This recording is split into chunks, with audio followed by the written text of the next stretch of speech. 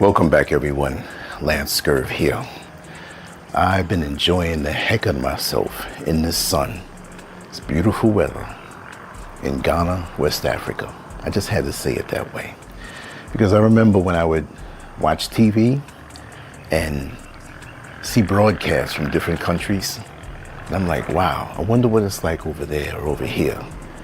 And I did see a broadcast from Ghana one day, and it was so beautiful. And I was like, wow, I wonder what it's like.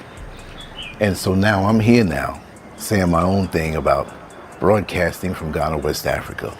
And it's absolutely peaceful and beautiful. And I wish you can enjoy the peace that I'm enjoying these days. For a long time, since I got here, but more and more it increases. I wanted to speak about the voids that many people have, which pulls them to overindulge or indulge in social media in a very toxic and unhealthy way. I jotted a few notes down on my phone to keep me geared toward what I need to say, because many times I would do a video and forget one or 2 points and say, wow, I forgot this. This would have capped it off nice. So you will see me look at my phone. But this particular idea for this video was spawned by a conversation that I had with a very dear friend of mine, a young lady here in Ghana. And we were speaking about the people who, on the outside, they're legit, they're focused, they're gainfully ascending money-wise and career-wise, and they seem like great people. But after a while of observing them, you can see by those unguarded glances, those sneers, the expressions, that there's something more going on. And these are people who delve into social media as content creators officially. You have some now who, because everybody can be the paparazzi, everybody who has a phone can create a video and can express themselves. We never had it that way before. So where once, if we had issues in our personal lives, many years ago, many decades ago, before social media, we had to go, if we had it, and usually we did, because society wasn't as fragmented as it is now. But we had a family member, a close friend, a mentor, somebody in our inner circle that we can go to confide in and maybe get some advice and work things out. Now, with communities dissolving into just mere neighborhoods and hoods where people don't talk and they don't know each other, there's no sense of connectedness. Many people are alone, feeling lonely, feeling as though they have nobody to talk to, and actually not having people to talk to. Let's face it, society is different now than it was many decades ago. And so they'll get on social media, and instead of resolving an issue that not just may be something recent, but something lifelong, their trauma will come out, their pain will come out. But it doesn't help, because you need the human touch. You need that person to connect with you who's knowledgeable, who may have a little more wisdom and experience to help guide you out of the mindset, out of the trauma, out of the pain. Another thing that we spoke about was AI. These things called AI companions. AI companions, they're not real people, but artificial intelligence has emulated the human emotional and mental footprint, thumbprint, fingerprint so well that they can throw back to you the proper answers depending on what you feed it, but it's not a human being. It has no vibration, it has no warmth. So we have people now who are lonely, who subscribe, they pay every month to have an AI companion that is molded to you and your personality.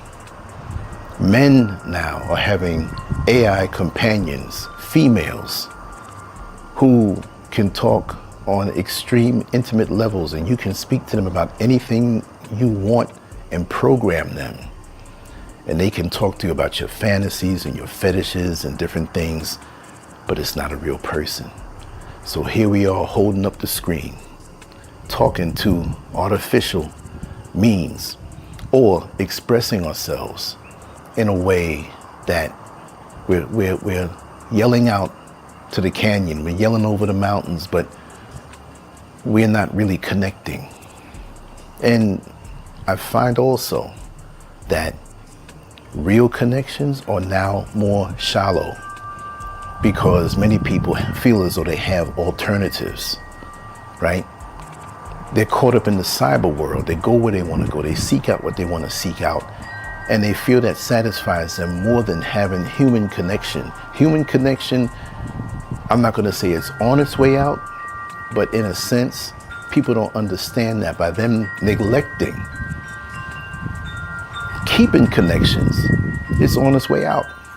And that's the very thing we need, to be able to look into each other's eyes, to be able to speak to each other directly and feel that warmth, to go to a dinner, even if maybe that's not on your budget, but just say, for example, ultimately, you go to a restaurant with someone or several people and you express yourself, somebody close to you, and you laugh together and you know, I've seen people these days, they may lose a loved one, a mother or a father. There's an individual I know that his father passed away. And all he could say, oh, that's how it goes. And so it goes, without a flinch. That's a severe mental issue, because that was a good father, but how cold we've become. But when it's time to perform on social media, we can smile and we can perform and act as though everything is all right. But the voids that we have, they're not being filled properly. They're filled with cheap filler, artificial intelligence, shallow performances, superficial projections. It's not real and it's not satisfying. I've been on social media a very long time. My prior YouTube channel was taken down. It's okay. For me, the expression, the connection before AI, it's been beautiful. Now, it's not even as satisfying for me. And there are parts of it today that I don't get anymore. And so this present version of social media is like, I'm getting more into my pencil and my pen and drawing. It's bringing me more satisfaction, and it always has. But what about the people who don't have something that they can express themselves with as a talent instead of just being a talking head? Maybe people would call me a talking head, but I know personally there's so much more to me, talent-wise, that I will share on different levels, right?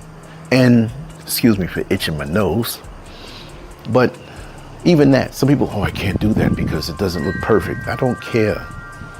I've always been a real human being. I've always expressed myself in a sincere way online, whether I'm laughing at something, whether I'm pissed off at something, whether, you know, whatever it may be. So I want to speak on these points that I have here. Loneliness as a lifestyle.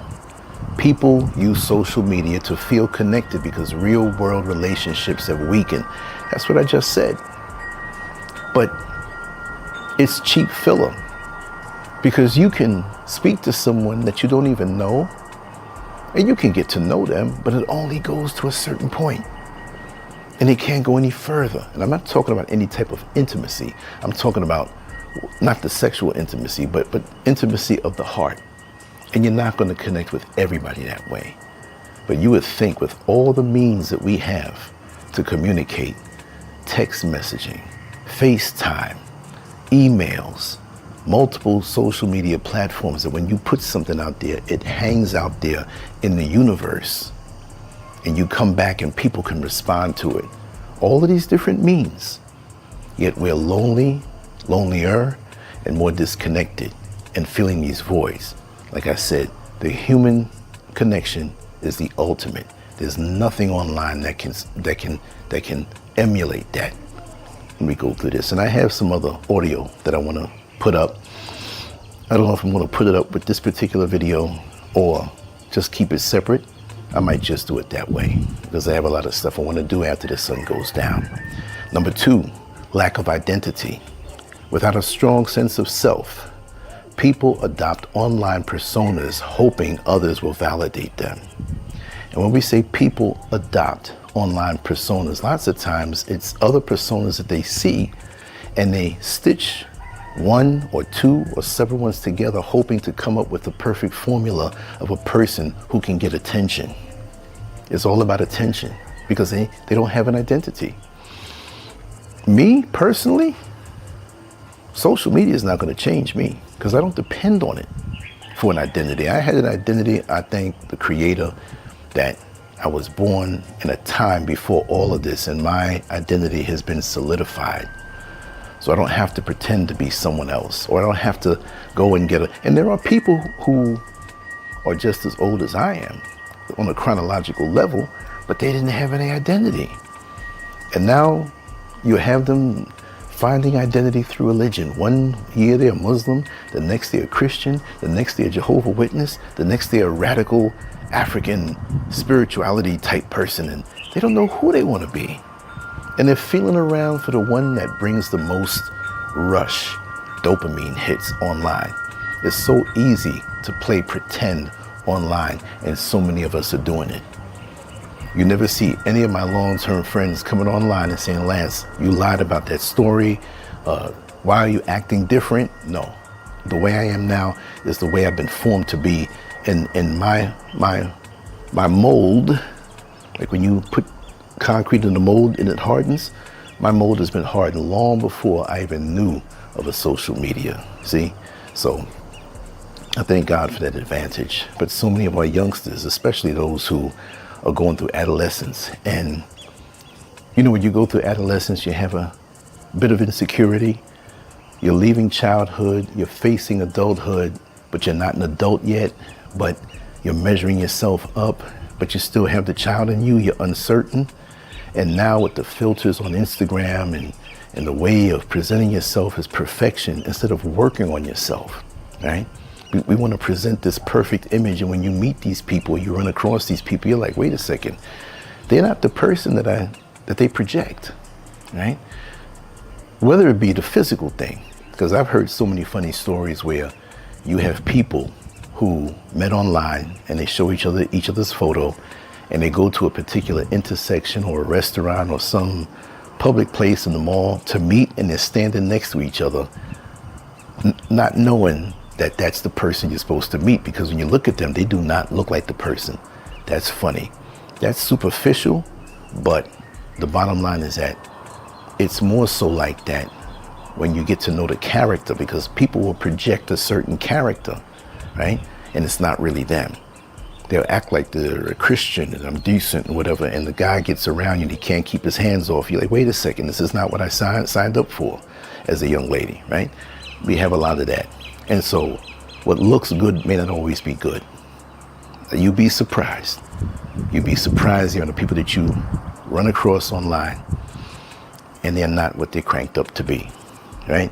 Number 3, unresolved trauma. Instead of therapy, people seek attention to mask childhood wounds, abandonment, and insecurity. And with the trauma, when I hear the word trauma, I think about the word narcissist. The people who want to control you. They went through something severe in childhood, and they have to be in control. They have to have this larger-than-life persona that's well-tailored and carefully engineered, carefully cropped. But when you know them and you see behind the mask, you see that they're not who they're supposed to be. And the trauma they've gone through has disconnected them. And I lean towards speaking about narcissists, which I did yesterday on another broadcast. But this is a perfect place. Online is the perfect place for narcissists, right? and their unresolved trauma, they can try to get away from it by getting all this other attention that will soothe them. But they're going after you and don't like you when you have, in a filling way, what they need in their voids. And that's a whole other topic. And I'm gonna speak about that. But I'm gonna say this one thing. Whenever I speak about my childhood, whenever I speak about how much I love my parents and what they've done for me, and I've been mischievous and did sneaky things and too many girlfriends and, you know, but never anything bad. But when I speak about and give reverence and honor and appreciation for my parents who have ascended, right? They've transitioned already. I've noticed there are other people that I've known that they don't like that. They get silent. Their face drains of the blood, and you know. And I'm like, wait a second. So you will have people who online who will see that you have genuine things about your life that you truly love, but they don't like it because they didn't have it. They're resentful on you. You see, the Ouija board, the witchcraft board that people would talk about that moves itself and gives you answers. Don't worry about that. Your computer is the ultimate Ouija board, is the ultimate connection to all of these strange spirits out there who you don't know what's coming to you, and you open yourself up to this. And again, that's another topic. Number 4, fear of insignificance. Many crave fame because they fear dying without leaving a mark. But why do you crave fame? It used to be, I'll say back in the old days, even before I was born, that if you worked hard, took care of your family, and were respected in your community, even if you weren't known for this big whatever, in your inner circle, in your village, in your town, in your city, you were respected, but you were a quiet person who wasn't loud, but you had that respect from maybe a small amount of people. You were good. So many people, I want to say everybody, we know it's not everybody, but compared to the old days, it seems like everybody wants to be famous. This camera, this phone has stirred up some things inside of us that weren't there many years ago. And again, because of the things that we lack on a spiritual level, the voids. This thing, this phone, they know exactly what they're doing. Social media, they know exactly what they were doing. And time moves different when you're in this thing. The time flies because you're not in the real world. You're in here and battling the voids on the inside. A walk along the beach. What happened to that? Leave your phone in the car when you're at the beach, right? A walk in the park. Sitting still and doing nothing. Sitting still with a loved one. Your mate, your partner, holding their hand and enjoying the animals in the park. Laying in the bed and dozing off with your loved one and falling asleep in a conversation. When you wake up in the morning, you don't even know what the last thing was that the other person said or you said. And you lay there and you take your time and wake up slow. What happened to these beautiful moments? What happened to a nice quiet breakfast where you have a little tea, whatever it is that you like to eat, and you're with your loved one and you're rubbing feet up under the table? What happened to that? No, we got this thing getting between us. It's those things that are spiritually nutritional when it comes to dealing in your life. Going to the park and playing ball. You can be 80 years old and do that, even if you just throw the ball to your grandkids, right? Be free. Get your mind out your job and the whole online thing. You're on the job online. You're on the public transportation, on your car, online. You're laying in the bed, holding the phone up and it's dropping in your face. You wake up, it's on the floor. You wake up and it's behind your back. You're intimate with something that's not real. It's like I always say, it's like not plugging your refrigerator in, but being surprised when you realize that the food is cold and the freezer, everything melted. If there's no connection, there's no life. Wow. Number 5, low self-esteem disguised as confidence. Posting constantly is often a cover for feeling unseen or unworthy. For many people, that's what it is. Me, watch me, watch me. Sometimes they don't even have anything to say worthwhile. And they're posting, the hand is up, and they're just walking and just looking into the phone. You're not even saying anything. Talk about something. Me personally, I've always been a talker. My inner circle of friends know me for always being a jokester, one who talks, one who wants to debate, think about deep things. This is me. This is effortless for me. It's effortless. So when they took down the channel, I wasn't freaking out the next day. I was posting just like normal because this is my engine. This is my motor. This is how I think. Some people have told me, oh, you know, you need to not post every day because if your mind can't create things, I'm a creator. Things are popping in my head right now that I can talk about, that I can draw, that I can write about. I'm stimulated, I'm right here. Look at the beautiful background, look where I am. Even before when I lived in New York City, the concrete jungle, I had the peace inside of me to be that creator, that world that I can escape to, that I don't need anything artificial outside to jumpstart me. When you hang out with me, by the time the night is over, you had a good time. I entertained you, you got jokes, you got things to think about, and we bugged out on what was around us, right? If you know me, you know that's how I am. I give. And because I think and I'm connected, that's how it flows for me. Let me see here. Yeah, so this low self-esteem thing, no. And I had a very good childhood and a very good set of parents that built me up with confidence from young and taught me about life experiences. And then when I got out there in the world, I'm like, man, they're right. I'm not going to do it this way. I'm going to do it this way because they have emotional and mental and spiritual credit with me where I knew they would never lie to me, right? I was undergirded that way, and I don't really care who's jealous of that. You know what I mean? That's just the way it is with me. But I pay homage and I give that kind of respect as a man and as a child growing up, because I still got the little boy in me somewhere. It's like a tree that has different branches, and you go back to your old neighborhood 20 years from now, and you're like, man, the tree looks so different. It's got 50 branches on it. But you spot that one branch that you used to climb when the tree had 3 branches. It's still there, but it's so much more. So for me, I got the little boy branch in me that I soothe and comfort, not from any trauma, but you have to do that for yourself.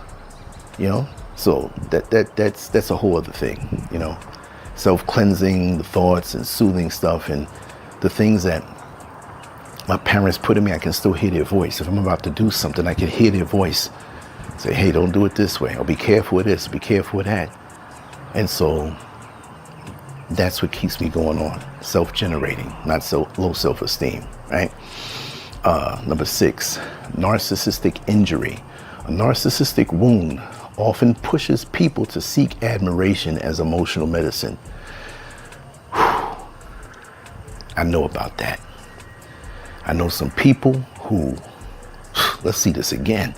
A narcissistic wound often pushes people to seek admiration as emotional medicine, but they have to find a niche to work to get that admiration. And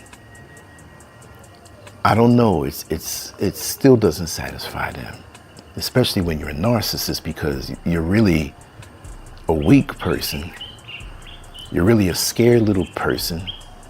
And that little child that was traumatized, I'm not making fun of it, but you're still that person when you're a narcissist, but you cover yourself with this exterior of being confident and charming and all-knowing and that perfect person that other people want to get around until you start to see patterns in their life.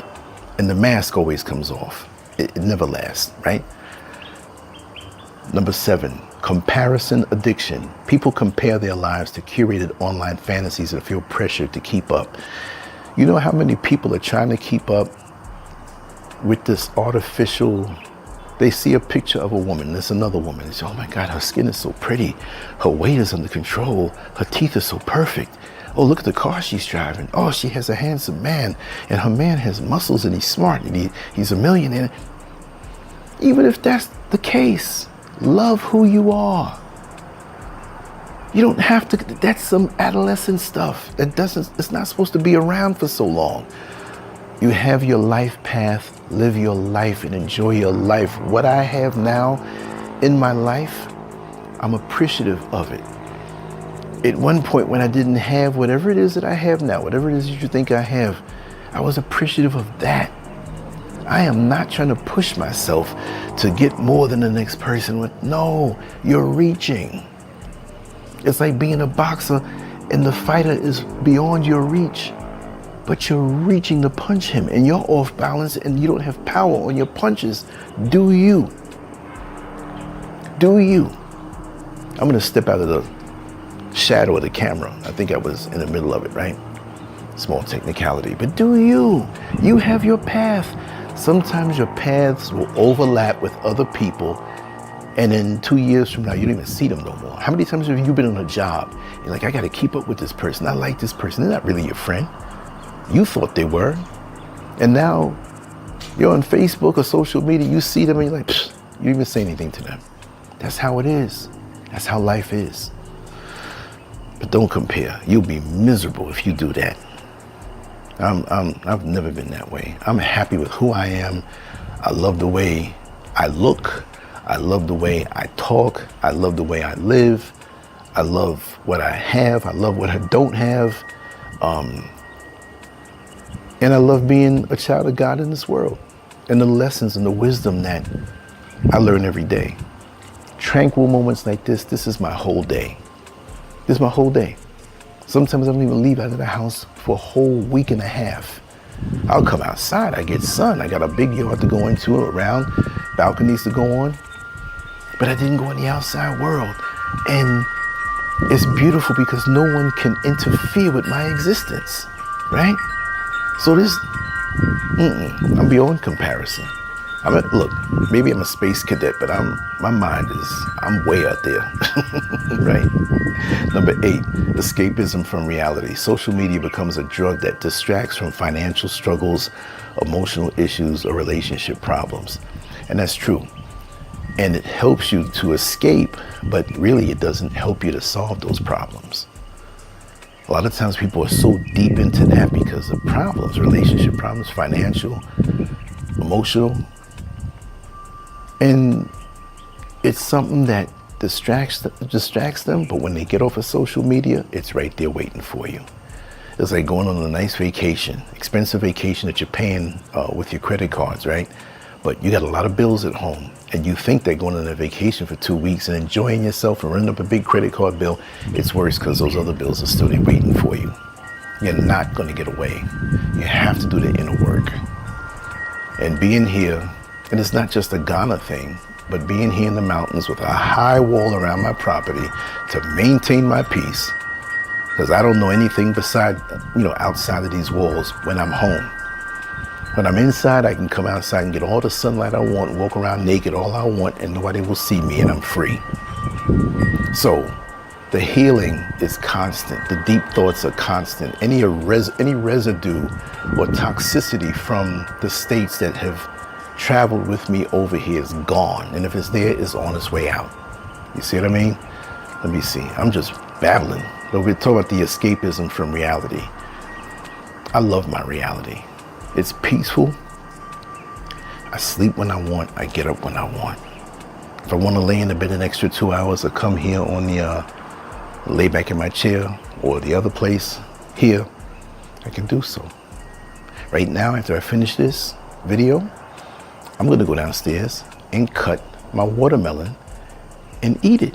And as the sun goes down, I'll be spitting seeds out there. And that's how I want to end my day as far as the sunlight's concerned, right?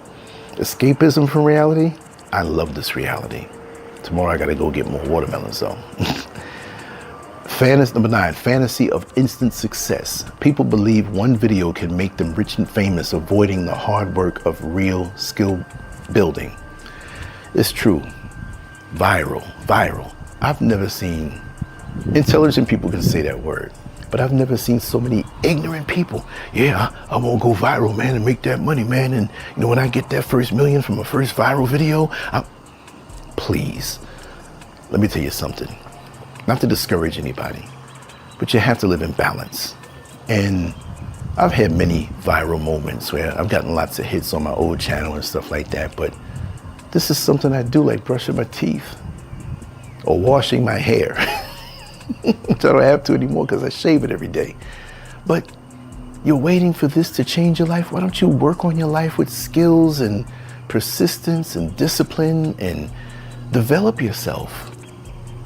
Because right now, honestly, you have so many hundreds of thousands of hours of videos being uploaded to YouTube. Everybody has a phone and they're on some social media. So what are you gonna come and bedazzle people with? Be real, have your tribe, have your inner circle. It will build. You'll have moments where you're out there a little more, but don't depend on that. Don't depend on that. This is me telling you, I've been on social media since 2001. We're going into 2026, so that's gonna make it, February 2026 will make it a quarter of a century. I've met so many different people. I've met so many different famous people. I've talked with different people, conversations, people who are not even here anymore, right? People whose names I can't mention, right? They wouldn't want, because I've been controversial, so I can't mention them and say I have their phone number in my phone, but I can call them. You gotta take it for what it is. People can't handle it. I remember a world where we didn't have this thing called social media. Where you had to have real conversations. You had to know how to write. You had to know how to talk. You had to know how to express yourself. We have so many people who don't even know how to express themselves, but they're so excited when they see a camera. They have these arguments and beefs with people, and people flock to look at it, and people figure that's the right way to go. Or we have these women who want to show their bodies because, they're going to meet this millionaire, this guy who's rich, who wants them, and their beauty fades, or their bodies fade, and then what? And it fades quick. I remember girls who were on MySpace in the early 2000s. Now they're 4 or 5 kids, 4 or 5 baby daddies, and they're wondering what happened because they thought that they were going to get famous and popular from this thing. You know how many women are on this thing? How many men are on this thing? Fronting and acting like they're more than what they are and trying to play pretend, and when you find out, it's another one. Look, how many, and this is going to hit hard, and I'm not putting anybody over you, but how many Chinese kids, yeah, they're on social media, but China, they don't let you see certain things over there on TikTok, right? But how many, even though many who are of the Indian descent from India don't like us, the ones who come over to America to make money, they don't push their kids on this thing. We're the only ones who brag. Oh, my baby got the new iPhone. See, yeah, he got the designer clothes. So you wonder why they grew up so superficial and focused on the wrong things. That don't build wealth, real stability, real community, real connectedness, or real life. People say, well, Lance, how can you all of a sudden stay home so much and be in solitude, you and Mrs. Scurv, and what else is there? I love to fellowship with worthwhile people. I love to get out. I love to go out. But at this stage of my life, what am I ripping and running for? What am I looking for? What am I looking for? What excitement am I looking for? This is exciting to me because it's also going to preserve me. I'm not out there drunk. I'm out there ripping and running. Like I said, I think the most I've been inside was close to 2 weeks. I said a week and a half. I didn't even feel it. But I'll tell you one thing. When I went outside around other people, it was like my third eye was huge. I can almost read your mind because I was so away from people. I can feel people's energy. This is why it's important for me to protect myself physically, and this is why I had to put this wall around. I had to put this wall around my property because it's an exoskeleton that protects me. And my mind is kept a certain way, so I can think 6 hours of thoughts in probably 6 minutes.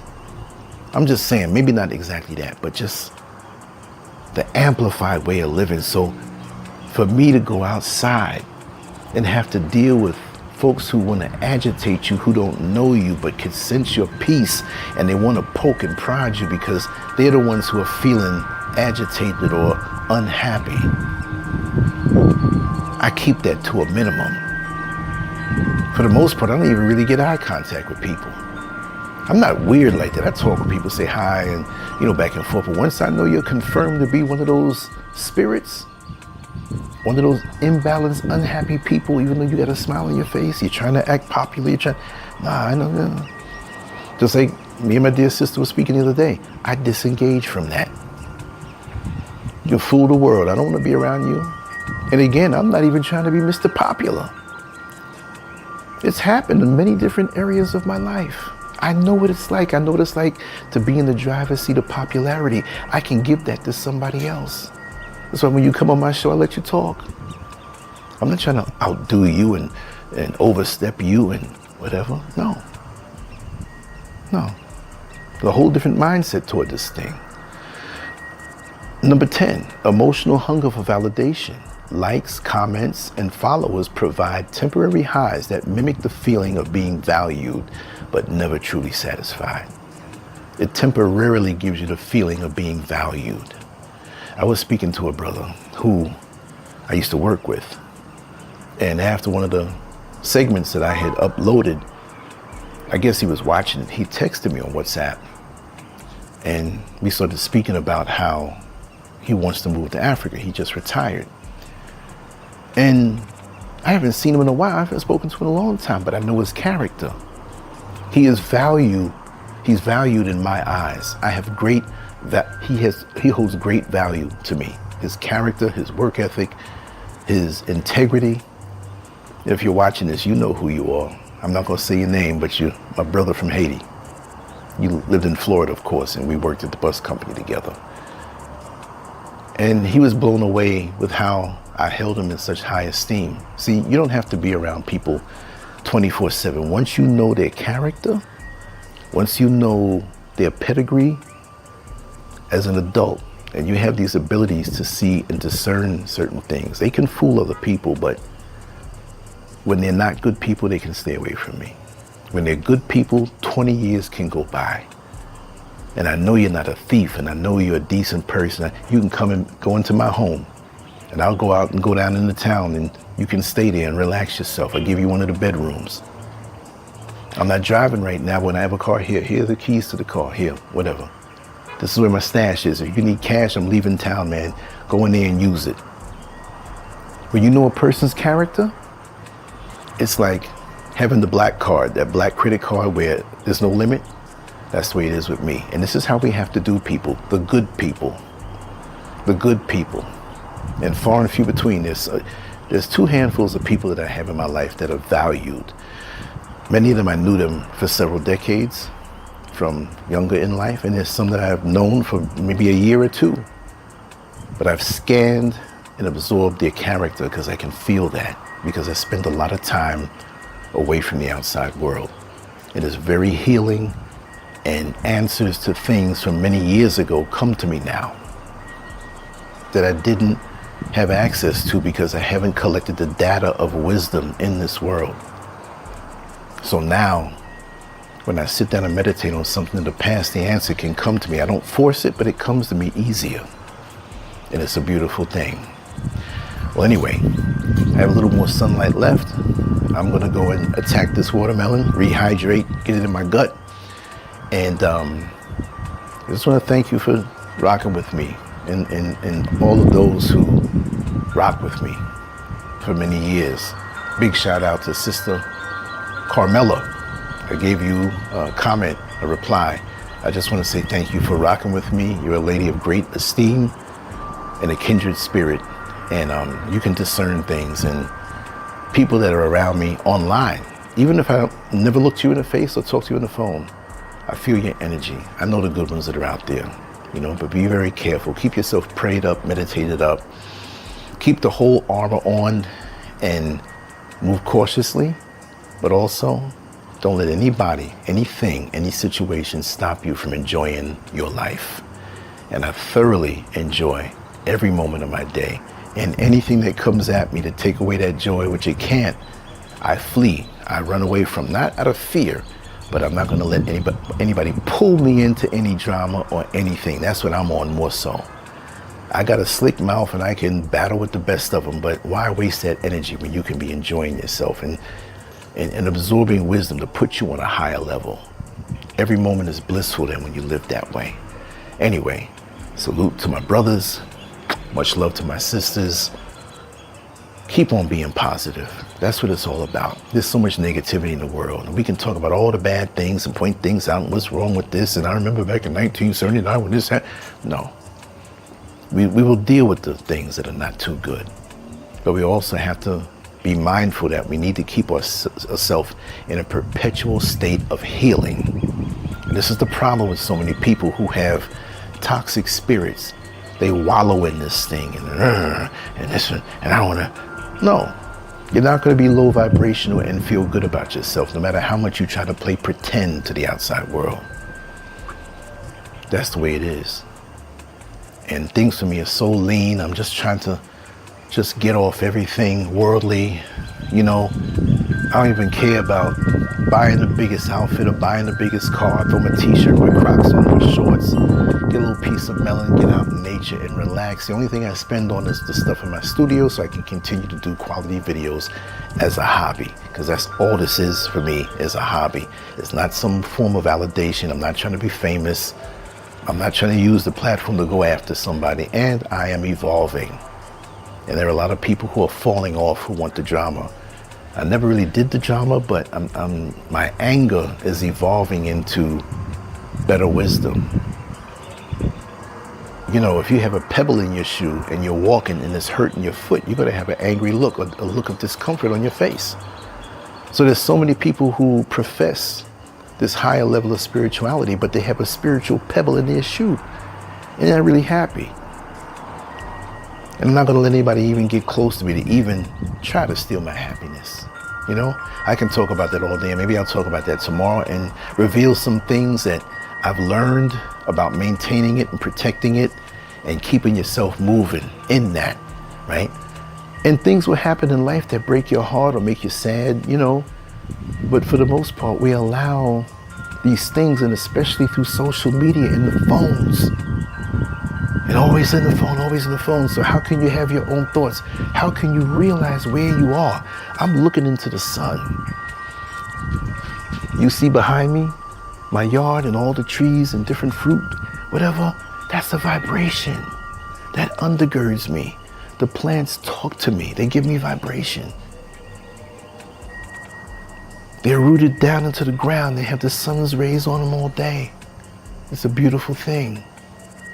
So when you walk out into the world and you have to deal with entities, you have so much loaded up inside of you in a good way that your light, you glow. Some will be attracted to it for the good reasons. They'll see you and know who you are. And others will come at you because they don't want you to have what you have. And one more thing, isn't it funny that when you're walking amongst people in public, and you see the eyes of different people. I'm not looking up in your face for eye contact, but you kind of keep your eyes open and you see people coming past you. And you see a person who, they lock eyes with you. It could be anybody for a split second. And you know that this is a kindred spirit. And they look at you and they nod their head and maybe smirk. Not a smart aleck kind of smirk, but a pleasant smirk because I know who you are and you know who I am. You might be in the same line at the supermarket and you start a conversation that's light, but on a deep level. That's a beautiful thing because they can see your charge. What kind of charge do we have? What kind of charge are we seeing out here in the outside world? I am so charged up, uninterrupted. And it's a beautiful thing. Anyway, I already said bye and I'm still talking. Let me go and we'll talk later on. And I have some more stuff to put up with this video and another one that I recorded. So much love to you all. LanceScurv out. Peace.